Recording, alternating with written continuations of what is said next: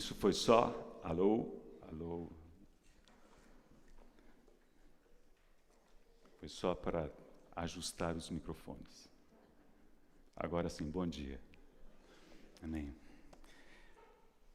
Somos gratos ao Senhor e aos irmãos pela oportunidade de rever rostos que não víamos há muito tempo e ver rostos novos. Também somos gratos pela carinhosa recepção, dos irmãos e hospitalidade. Nós vamos começar lendo 2 textos.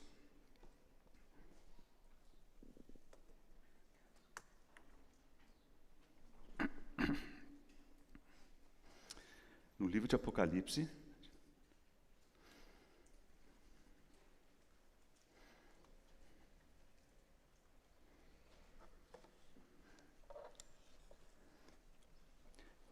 o primeiro deles está no capítulo 19.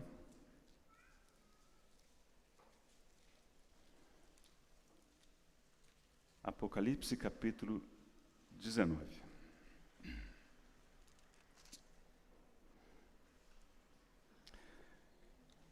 Leremos 2 versículos, versículos 7 e 8.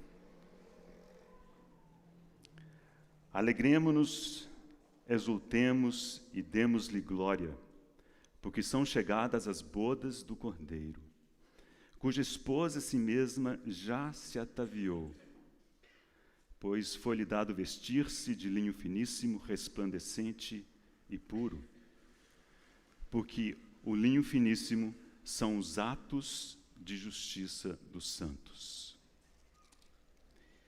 E outros 2 versículos no capítulo 21. Os primeiros 2 versículos desse capítulo.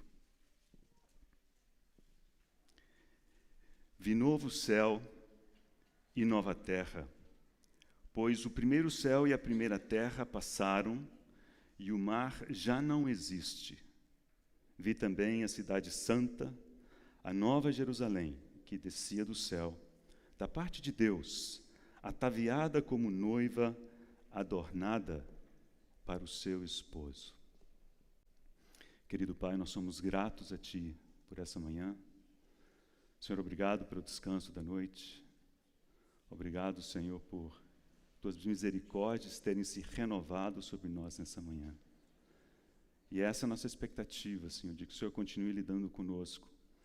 Senhor, com a Tua misericórdia, com a Tua graça, ungindo, Senhor, lábios, ouvidos, corações nessa manhã, para que o Senhor assegure, o Senhor ganhe algo para Ti mesmo, algo de eterno, algo de glorioso nessa manhã para o Senhor, em cada um de nós.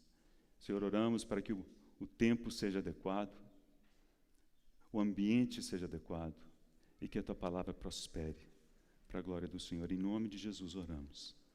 Amém. Bem, minha responsabilidade nesse tempo juntos está intitulada Os Adornos Espirituais da Noiva, Por isso usamos esses textos como textos de introdução. E aqui temos 2 momentos diferentes. O primeiro que lemos, capítulo 19, encontramos a noiva ataviada. Veremos em breve o significado dessa palavra tão importante. Diz que a si mesmo já se ataviou, pois foi-lhe dado vestir-se de linho finíssimo, resplandecente e puro. E logo depois diz que são os atos de justiça dos santos. Essa cena, ela ocorre antes do milênio. O milênio está descrito no capítulo 20. E o segundo texto, capítulo 21, aparece depois do milênio. E ali, mais uma vez, encontramos que essa cidade, essa noiva, está ataviada, mas aí há um acréscimo, adornada para o seu esposo. Uma noiva adornada para seu esposo. Esse é o nosso tema, E podemos pensar ou perguntar se a noiva já não estaria adornada antes do milênio, no capítulo 19. Ali só diz que está ataviada, né? Possivelmente sim, mas uma observação muito interessante é que no capítulo 19, João não vê a noiva, ele somente ouve a respeito dela. E no capítulo 21, ele vê a noiva. Então, possivelmente, ela já estava adornada no capítulo 19. Ele só não teve como ver os adornos, né? O irmão Govet, falando a respeito desse texto, ele faz um paralelo interessante. Ele diz que, assim como o Senhor, a sua volta será em duas fases, em duas etapas. Uma, a primeira, invisível, a parúzia, de que o irmão falava ontem. A segunda, visível. Assim também é a descida dessa cidade nupcial, dessa noiva. A primeira fase, invisível, capítulo 19. A segunda fase, visível. Agora, um ponto que eu quero estabelecer aqui logo de princípio é que o texto nos garante que ela está pronta e que ela está adornada. Isso será certo. É a palavra de Deus, é o propósito de Deus. Ele não ficará sem isso. No fim, a noiva estará ataviada, estará preparada e estará adornada. Então a questão não é se isso vai acontecer, mas me parece que a pergunta, e isso é o que eu tenho estado no meu coração para essas 3 etapas que teremos juntos, é qual será a sua e a minha participação, colaboração com o propósito de Deus, para que ela se atavie e seja adornada. Ele terá isso sim, isso está garantido. Esse aspecto coletivo está absolutamente garantido. Deus não ficará sem uma noiva para o seu filho, que esteja ataviada e adornada. Portanto, isso não é questionável, mas o que se pode perguntar, e devemos perguntar, é qual que será a sua participação nisso daí, qual que será a minha participação nisso daí. Porque nós podemos nos envolver intensamente nesse propósito de Deus, ou poderemos ficar à margem do caminho, como lemos, o nosso irmão leu para nós logo no início da primeira reunião. Então, irmãos, esse basicamente é o meu peso, meu encargo, e nós vamos tentar ter isso diante de nós o tempo todo. O propósito de Deus é imutável. O Senhor agindo, quem pode impedir? O Senhor faz todas as coisas. A grande questão é quanto que nós desejamos nos envolver e cooperarmos com o Senhor nesse propósito. Então, pela bondade do Senhor, o que mais ou menos eu tenho esquematizado aqui, dependemos da condução do Senhor, evidentemente, é nessa primeira sessão lançarmos algumas bases, só para a gente nivelar a turma, e faremos isso na forma de 8 perguntas e 8 respostas, que não pretendem ser exaustivas, não tem como, mas eu acho que vai ser suficiente para termos uma ideia, né, de algum desses elementos que aparecem aqui. Na segunda sessão, aí tentaremos entrar de forma um pouco mais objetiva, específica, em alguns tipos de adornos, né, que nos são apresentados pela palavra de Deus. E na terceira porção, então eu vou começar com uma pequena advertência com respeito aos adornos, e aí considerarmos o aspecto coletivo, né, dos adornos da noiva. Afinal de contas, essa noiva não é um indivíduo, mas ela é uma cidade, né?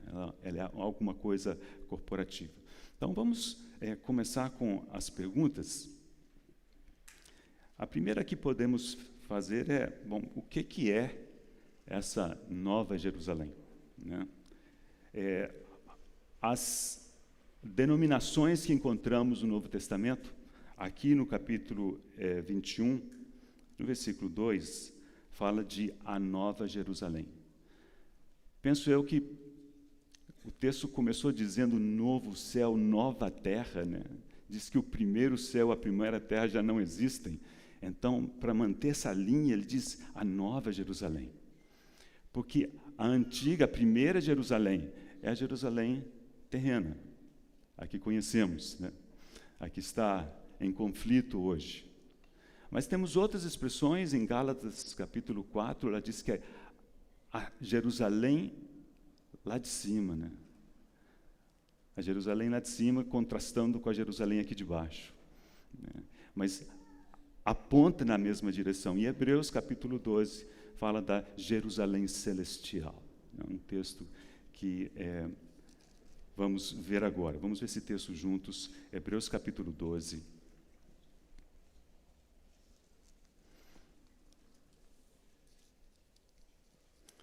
A partir do versículo 22. Porque quando perguntamos o que é Jerusalém, o texto em Apocalipse diz que é uma cidade.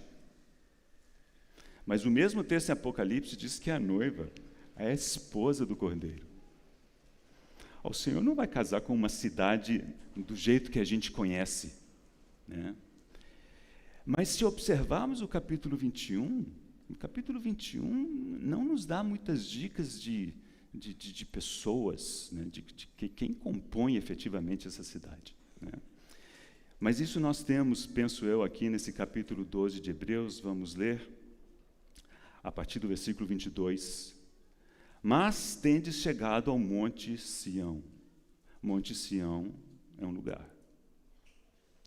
A cidade do Deus vivo é um lugar. E aqui diz a Jerusalém celestial, que sob um certo aspecto é um lugar, mas não se restringe a isso. Porque observa tudo mais que ele diz a partir desse ponto. Diz incontáveis hostes de anjos e a universal assembleia, fala de a igreja dos primogênitos arrolados nos céus, volta a falar de Deus, o juiz de todos, aos espíritos dos justos aperfeiçoados, faz menção a Jesus, o mediador da nova aliança, e ao sangue da aspersão. Veja que ele não diz que isso é a Nova Jerusalém, ou é a Jerusalém celestial. Mas eles são citados nesse mesmo contexto. Então, como que dando-nos alguma dica do que esperar. Então, acho que nós não vamos errar muito se nós pensarmos na Jerusalém celestial, não somente como um lugar, mas um lugar associado a esses elementos que encontramos aqui. Universal Assembleia. Isso é muito geral, isso é bastante amplo. A igreja dos primogênitos arrolados nos céus. Aos espíritos dos justos aperfeiçoados. Isso tudo foi citado, né, nesse contexto. Então, por enquanto, imagine Jerusalém como tendo esses dois papéis. Por um lado, pessoas evidentemente redimidas. Por outro lado, um lugar muito especial, em que a presença de Deus é o centro de todas as coisas. Okay? Então, vamos deixar essa questão da Jerusalém, o que é por enquanto.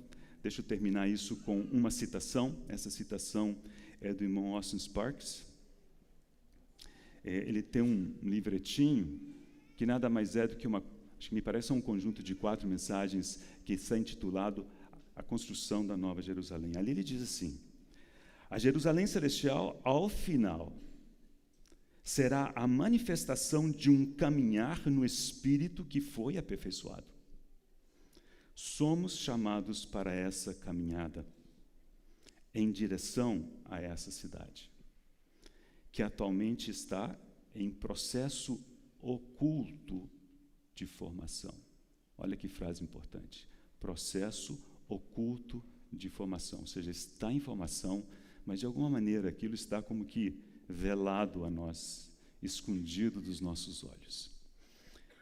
Vamos à segunda pergunta. Bem, então, o que é esse tal de ataviada? A palavra grega aqui é etomaizo, e significa, deixa eu ler as definições aqui, tornar pronto, preparar, se aprontar. Então, quando você diz, vou me aprontar para sair, então você vai se ataviar para sair. Quando o irmão leu ontem a parábola das bodas, em Mateus 22, ele fez questão de mencionar a ocorrência de a mesma palavra em 3 ocorrências, que era preparar. Ali a palavra no grego é essa daqui, etomaizo. Esse etomaizo, em algumas variantes, é preparar, estar pronto, né? E é essa palavra que aparece no capítulo 19, quando diz que ela a si mesmo já se ataviou. Então ela estava pronta. E no capítulo 21, volta a dizer que ele viu a cidade ataviada como noiva adornada para o seu esposo. Ela estava pronta, né? Deixa eu dar só mais um exemplo. No Evangelho de Marcos, e depois voltaremos a esse versículo mais tarde, ainda hoje, mas já quero chamar a atenção dele para os irmãos, porque é um versículo em que aparece essa palavra num contexto fácil de entender. Assim como também no capítulo 22 de Mateus, né, na parábola das bodas. Capítulo 14 de Marcos, versículo 15. A primeira parte do versículo diz assim: palavras do Senhor dando instruções aos seus discípulos, e ele vos mostrará um espaçoso cenáculo mobiliado e pronto. Aqui é mobiliado e ataviado, se vocês quiserem colocar assim. Etomaizo, essa é a palavra que está indicada. Bom, então, vimos o que é ataviado, que é uma palavra importante. Então, é estar pronto. Terceira pergunta. Bom, de que consiste essa preparação? Essa é uma pergunta mais difícil de responder, mas vamos nos ater ao texto de Apocalipse, capítulo 19. Então, nós vamos ver apenas um dos aspectos, mas é um aspecto importante. Lemos que ela já se ataviou, a si mesma já se ataviou. E aí, logo depois, o texto diz assim: pois foi-lhe dado vestir-se de linho finíssimo, resplandecente e puro. E aí tem uma explicação importante. Diz, porque o linho finíssimo são os atos de justiça dos santos. Como que dizendo, ela se ataviou por meio desses atos de justiça. Então, precisamos mudar a pergunta, né? Então, o que são esses atos de justiça? Quem estiver com a corrigida, lerá a seguinte tradução: as justiças dos santos. Há mais de uma justiça. Houve um pregador no século XIX, morreu no início do século XX, né? Ele foi um pregador muito conhecido, muito influente na sua época, nos Estados Unidos. O nome dele era Joseph Sayce. Ele tem um livro de Apocalipse, um comentário de Apocalipse, ficou bastante conhecido. E ele segue a seguinte interpretação. Ele diz que realmente aqui se está falando de duas justiças. Então, na tradução que eu estou seguindo aqui, diz atos de justiça, para colocar isso no plural, porque justiça no original está no plural. E ele advoga o seguinte, fala, aqui a menção é a nossa justificação pela fé, que é um dom gratuito de Deus, é o exercício da nossa fé e somos justificados, é a nossa salvação. E depois, a segunda é a nossa santificação, também pela fé, também a graça de Deus, mas que envolve a nossa obediência, envolve a nossa resposta. Então, isso está razoavelmente bem contemplado nessa tradução, em que diz de atos de justiça dos santos. Então lembre disso. Quando pensarmos em nos preparar, em nos ataviar, e observe que aqui está no reflexivo, né? Ela a si mesma se ataviou. Depois, ou ainda hoje, vamos falar um pouco a respeito disso. Então pense que isso não está desconectado de atos de justiça, de obras. Espero que você não se escandalize com isso, né? De obras.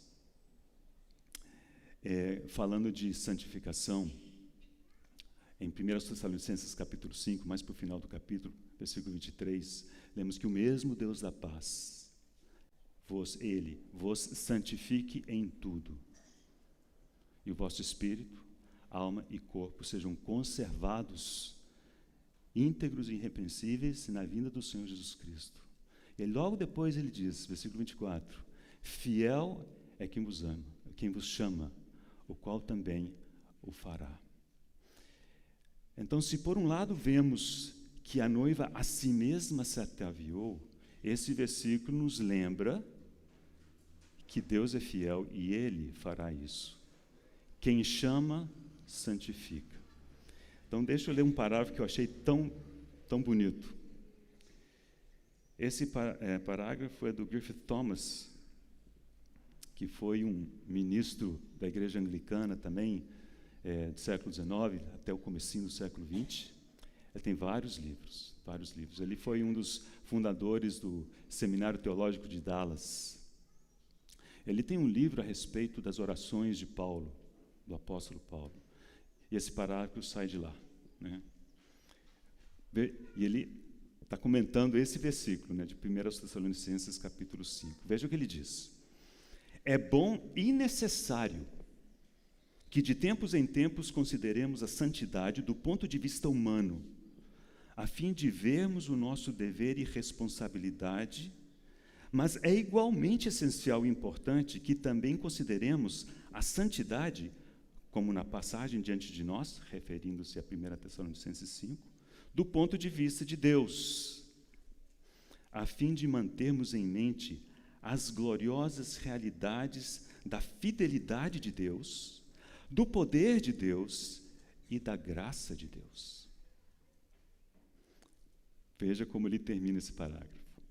Ocupar-nos indevidamente conosco na questão da santidade, indevidamente, né, nos torna autocentrados, mórbidos, temerosos e fracos. Ao ocupar-nos com Deus, descansamos, aquietamos, nos tornamos fortes e confiantes e crescemos na graça. Irmãos, santificação é uma moeda de dois lados. Olhamos para o Senhor, depende dEle. Ele olha para nós e Ele aguarda uma resposta. Já temos ouvido a respeito disso. Bom, quarta pergunta. O que é adornado como esposa para como noiva para o seu esposo, né? Ali a palavra que encontramos não é mais a mesma de ataviar, apesar de ser bastante parecida. Em português, às vezes, os tradutores usam uma ou outra para traduzir essas duas palavras no grego. A palavra adornar, aqui no capítulo 21 de Apocalipse, é cosmeo, de onde sai a palavra cosmético, né? De onde sai a palavra cosmos. E a ideia por detrás de cosmeo é o verbo, né? É ordenar, colocar em ordem. Então, quando falamos do cosmos, do mundo como um cosmos, a ênfase é apontar para o fato de que o mundo, por incrível que pareça, é um sistema muito bem organizado, mas organizado pelo seu príncipe para alcançar os seus propósitos. Cosmeo são os adornos, né, que aparecem aqui. Definição do Strong. Cosmeo, que é o verbo colocar em ordem, organizar, tornar pronto. Então tem um aspecto parecido com o ataviar. Preparar, adornar, ornamentar. Mas aqui, então, a preparação, a ênfase, não está tanto no processo, mas está no adorno em si. E encontramos nesse versículo o fato de que essa noiva aparece adornada para seu esposo. Quinta pergunta: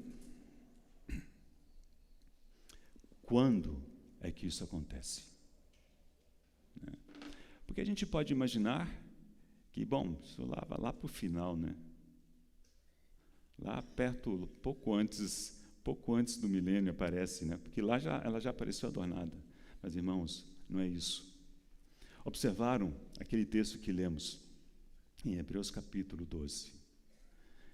Tendes chegado ao Monte Sião, a cidade do Deus vivo, a Jerusalém celestial, a hostes, incontáveis hostes de anjos. Tendes chegado. Tendes chegado é um processo que está em andamento.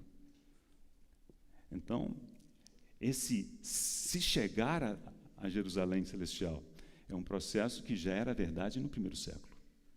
Então, esse adorno, esse ataviar da noiva é algo que está em processo, já desde o início da era da igreja. Ela está em processo hoje. Então, voltamos a perguntar: esse processo será concluído? Sem dúvida. Qual será o nosso envolvimento nesse processo? E esse envolvimento tem tudo a ver com o nosso coração, o nosso desejo, o nosso afeto pelo Senhor. Daqui a pouquinho nós veremos um pouco mais disso. Mas deixa eu dar mais um versículo que para mim foi de grande ajuda. Porque esse texto, confesso que por muito tempo ficava pensando: Senhor, o que será que é, hein? João capítulo 14. João capítulo 14 é o início da última ministração do Senhor para os seus discípulos.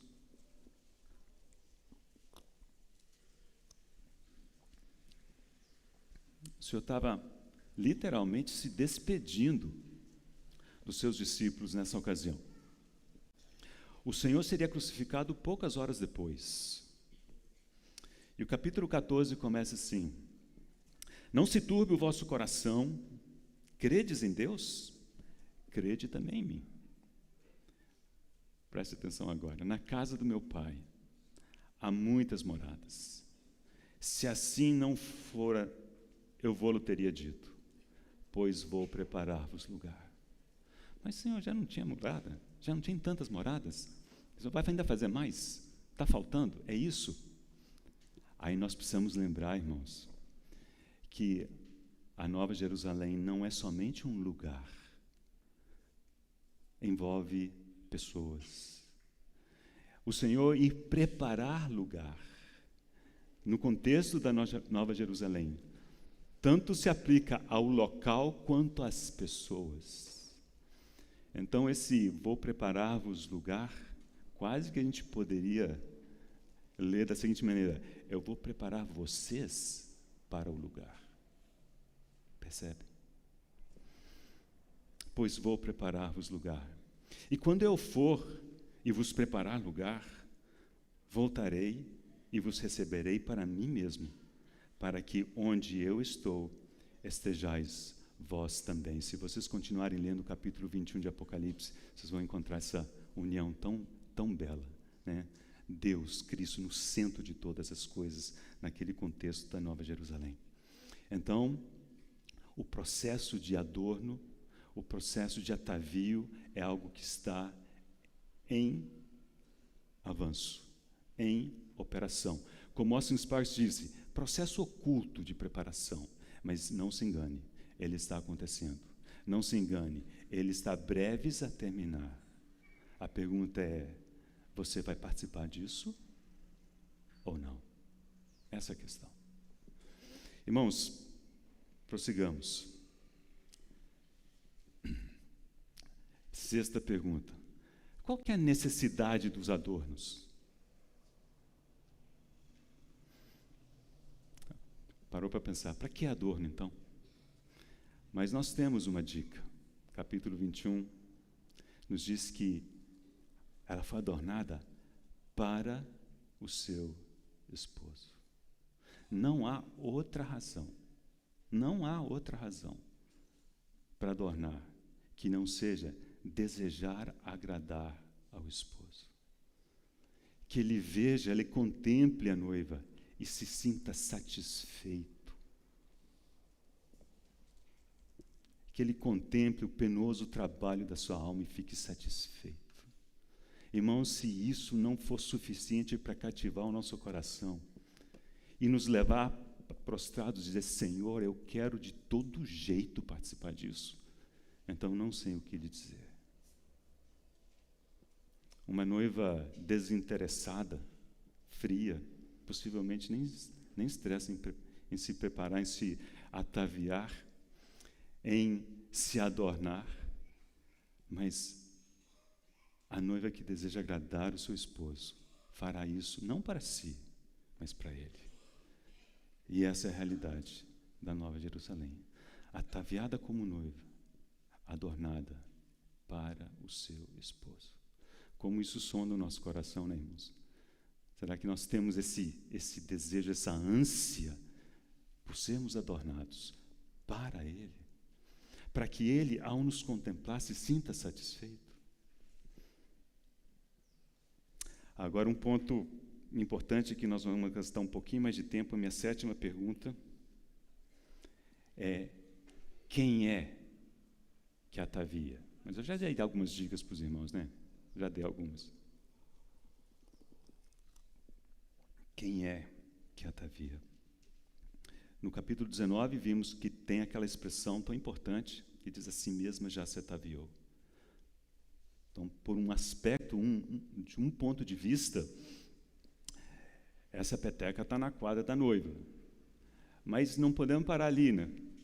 Porque a explicação do texto, dessa mesma expressão, diz: pois foi-lhe dado vestir-se.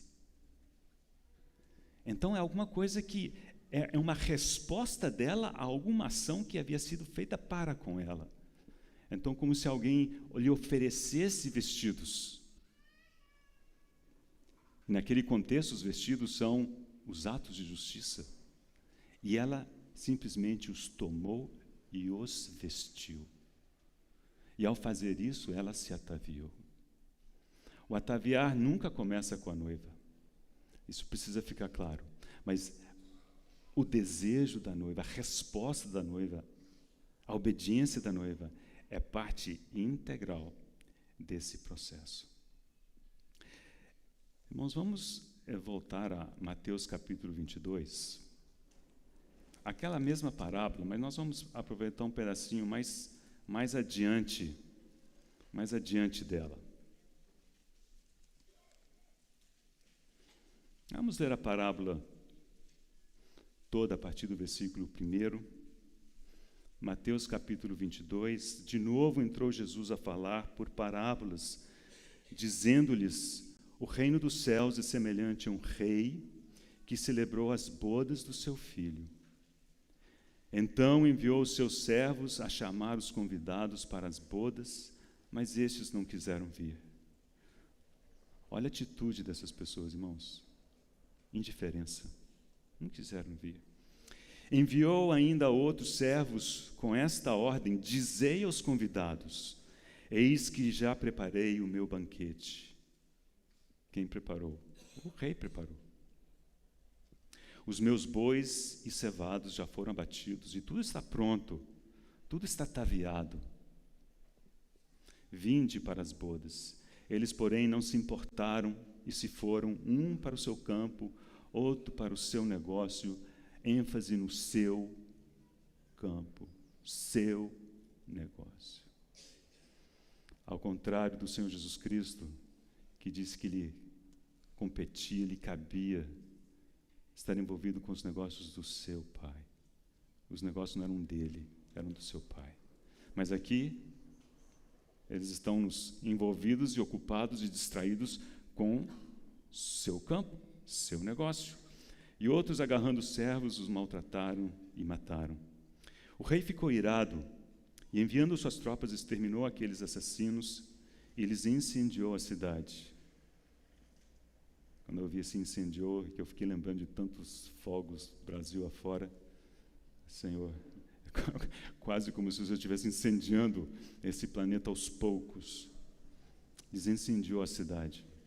Então disse aos seus servos: está pronta a festa, mas os convidados não eram dignos. E depois, para as encruzilhadas dos caminhos, e convidai para as bodas a quantos encontrardes.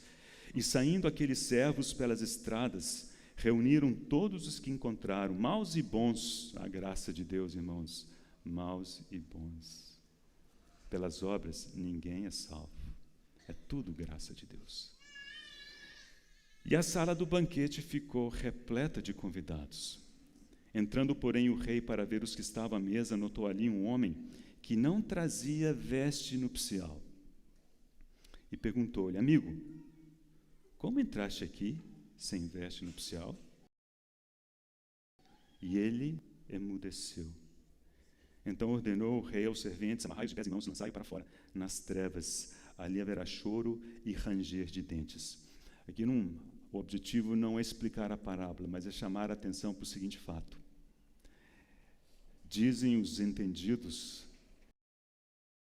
em particular, se vocês observarem no livrinho do Trent, dos comentários a respeito das parábolas, ele menciona de forma explícita, de que numa celebração de ceias, de bodas, né, lá no Oriente Médio, cabia ao anfitrião prover essas vestes festivais, vestes, né, para que os convidados participassem. Então, com base nisso, o que parece ter acontecido é que essa pessoa, não é que não tinha roupa, a roupa não era adequada, mas ela, tendo recebido aquela vestimenta, optou por não vesti-la. Optou por não colocá-la sobre si. E isso não é aceitável. Então, vamos lembrar disso, porque nós vamos ver alguns outros exemplos que envolvem esse vestir, esse revestir, né? E isso está por nossa conta, pela graça de Deus somente. Efésios capítulo 4, abra comigo.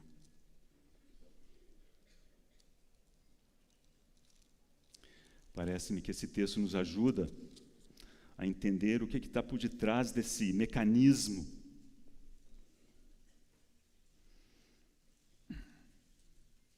Versículos 22 a 24, vamos ler esses textos. No sentido de que, Efésios 4, 22. No sentido de que, quanto ao trato passado, vos despojeis, ou seja, desvista-se, vos despojeis do velho homem que se corrompe segundo as concupiscências do engano, e vos renoveis no espírito do vosso entendimento, e vos revistais do novo homem. Revestir. Agora, como o texto continua? Falando a respeito desse novo homem. Criado segundo Deus. Você não cria o novo homem. Deus é quem cria. Mas nós optamos por nos revestir dele. Percebe a diferença? Aquele homem da parábola, ele não precisava prover a sua própria vestimenta, mas tendo-a recebido, era de se esperar que ele a vestisse. Ela a si mesma já se ataviou. E logo depois diz: pois foi-lhe dado vestir-se. Foram-lhe dadas essas vestimentas. A pergunta é: ela se vestiu? E graças ao Senhor, lá diz que se vestiu. Ela se ataviou, né? Mas esse é o aspecto corporativo que está garantido.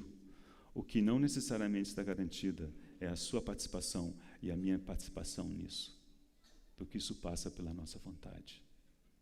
Irmão, nós precisamos aprender a responder positivamente ao Senhor, pela fé, não por outra razão, né? Mas pela fé.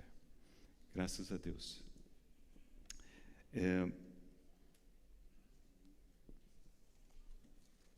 Vamos ainda ler alguns versículos com respeito a essa questão de quem atavia, né?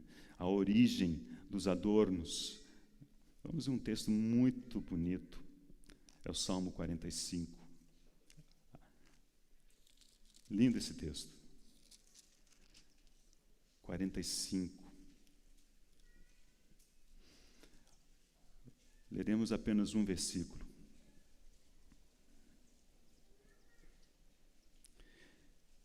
Versículo 9, capítulo 45 de Salmos. Filhas de reis se encontram entre as tuas damas de honra.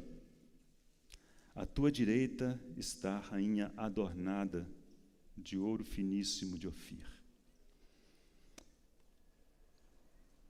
Sabe que no texto original, no hebraico, não tem essa palavra adornada? Daqui a pouco nós vamos ver exemplos em que tem essa palavra. Mas aqui não tem. Uma tradução literal desse versículo seria assim: à tua direita está a rainha em ouro. Em ouro.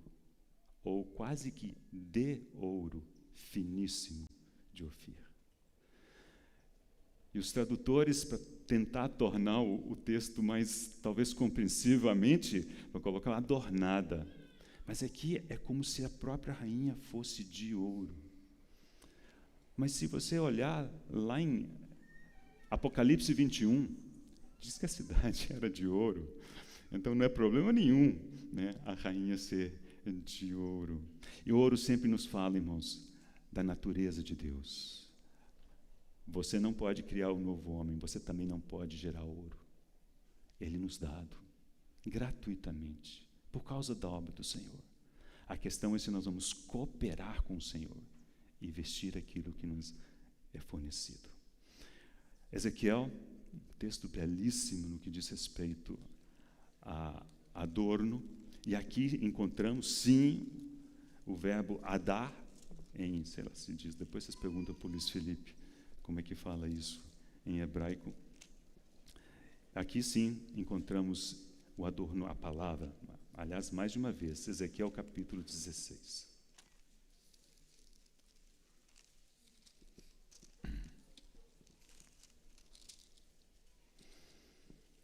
Leremos dos versículos 10 ao 14.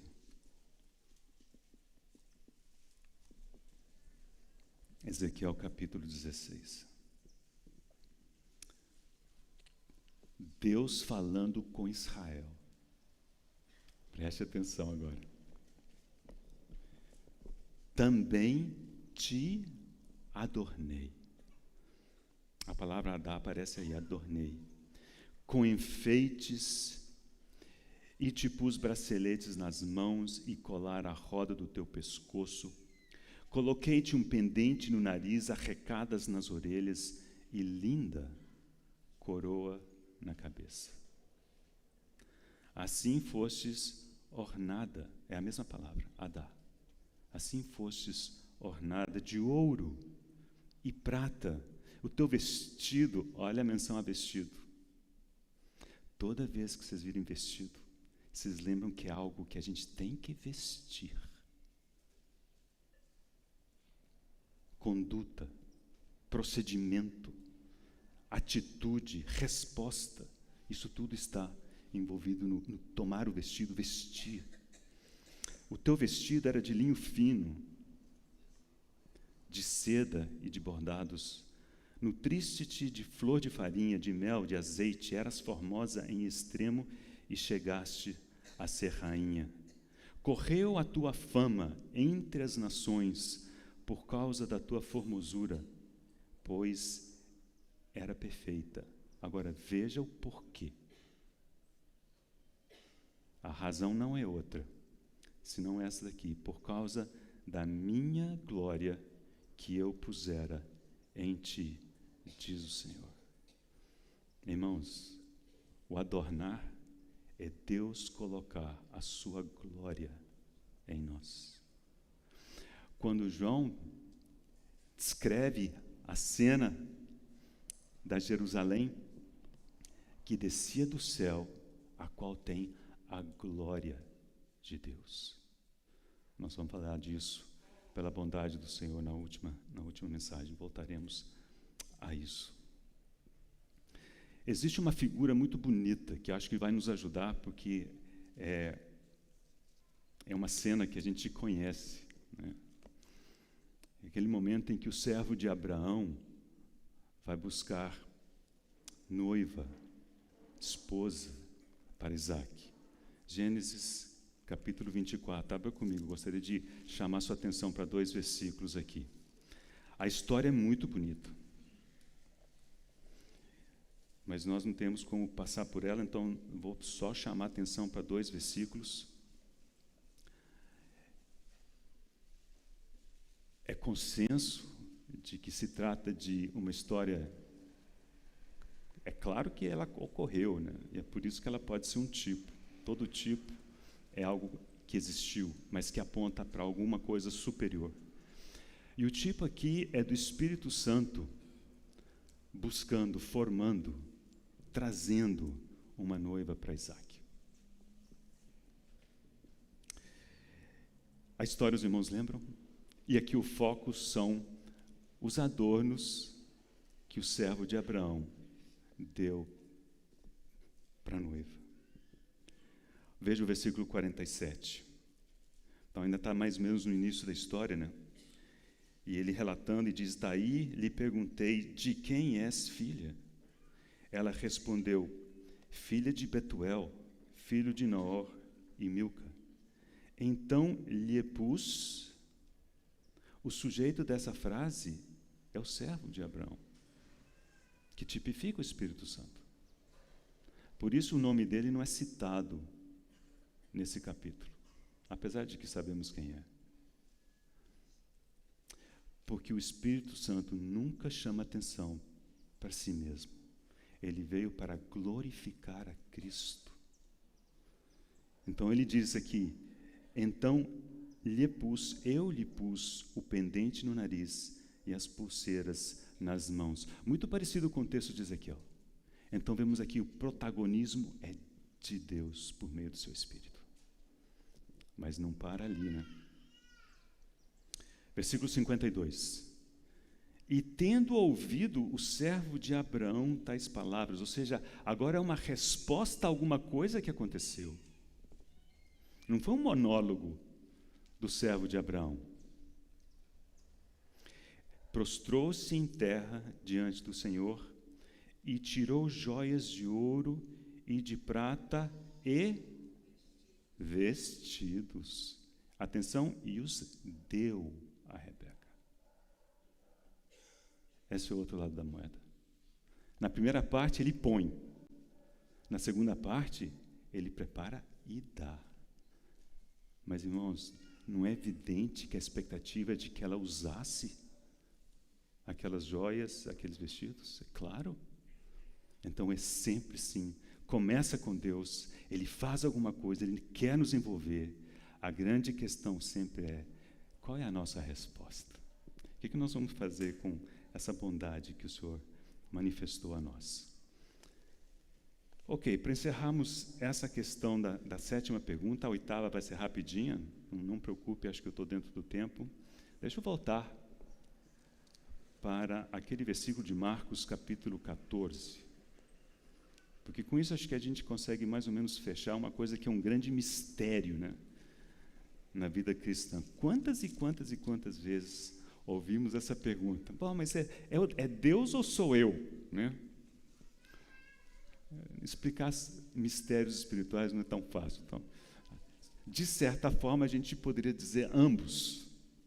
Mas, bem da verdade, o Senhor faz tudo. Né? Mas Ele faz tudo na medida em que nós respondemos. Né? Então, a nossa resposta sempre está implícita. Não é isso? Então, vamos ver, com esse versículo é tão útil para nós falarmos disso. Só que agora nós vamos ler a segunda parte também. Eu só li a primeira parte, né, quando lemos da primeira vez. Versículo 15, capítulo 14, diz: e ele vos mostrará um espaçoso cenáculo mobiliado e ataviado. Ali ataviai. Essa é a palavra usada também. É a mesma palavra. Uai. Perdão para os gaúchos e para os paulistanos, né? Uai, é uai mesmo. Uai, mas já não estava ataviada? Pô, o cenáculo já não estava pronto? Mas o Senhor disse, está pronto. Ali vocês vão fazer os preparativos. Percebe como que o Senhor nos envolve? Ele não precisa de nós. Ele deseja que nós participemos. Porque Ele deseja contemplar a sua noiva adornada.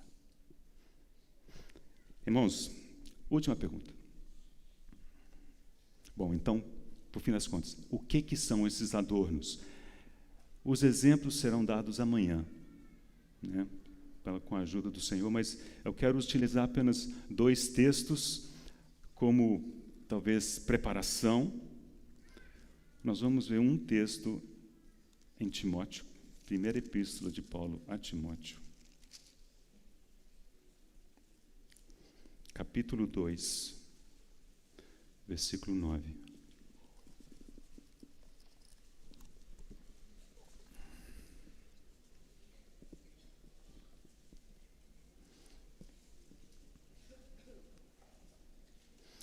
Da mesma sorte que as mulheres em traje decente se ataviem com modéstia. Essa palavra é cosmel. Então se adornem com modéstia e bom senso, não com cabeleira frisada e com ouro ou pérolas ou vestuário dispendioso, porém, essa é a parte que eu quero enfatizar. Então, não é o exterior, porém, e aqui diz, com boas obras. Se adornem com boas obras. Penso eu, irmãos, que podemos colocar esse texto em paralelo com o texto de Apocalipse 19, onde ela está ataviada, ela se ataviou, e logo depois faz menção aos atos, às obras de justiça dos santos. Okay? Porém, com boas obras, como é próprias mulheres que professam ser piedosas. E o último texto, irmãos, primeira epístola de Pedro, um texto bem parecido, capítulo 3. De certa maneira, é a mesma recomendação. Perdão. Uma pela pena de Paulo, outra pela pena de Pedro. 1 Pedro, capítulo 3. A partir do versículo 3. Não seja o adorno da esposa o que é exterior, como frisado de cabelos, adereços de ouro, aparato de vestuário. Seja, porém, aqui também tem um porém, o homem interior do coração, unido ao incorruptível trajo de um espírito manso e tranquilo, que é de grande valor diante de Deus. E aqui me parece que esse texto pode ser colocado em paralelo a Apocalipse 21. Então temos 2 textos falando das mulheres, das esposas, que podemos colocar o primeiro em paralelo com Apocalipse 19, porque ali fala das obras. E aqui, em paralelo com o capítulo 21 de Apocalipse, porque aqui fala de caráter. Aqui é caráter. Seja, porém, o homem interior do coração unido ao incorruptível trajo de um espírito manso e tranquilo, que é de grande valor diante de Deus. E no capítulo 21, teremos a oportunidade de ver alguma coisinha. Ali, realmente, o foco é o caráter, né? Irmãos, obras e caráter não vão separados, né? Tiago já nos diz isso. Obras que não vêm de um caráter santo não são boas obras. E um caráter santo que não produz boas obras, talvez não seja tão santo assim. Então essas 2 coisas, irmãos, têm que andar sempre juntas. Que o Senhor nos abençoe, que o Senhor fale no nosso coração. Se o Senhor permitir, nós daremos prosseguimento amanhã. Senhor, nós somos gratos a Ti pela Tua graça, pela Tua palavra, sempre muito além de nós, sempre muito além daquilo que conseguimos expressar. Mas a tua bondade, ela é perceptível, ela é visível. Obrigado, Senhor. Fala ao coração de cada um. Tu sabes o que precisamos ouvir. Tu sabes como precisamos responder. Cativa-nos, Senhor, e correremos após Ti. Em nome de Jesus oramos. Amém.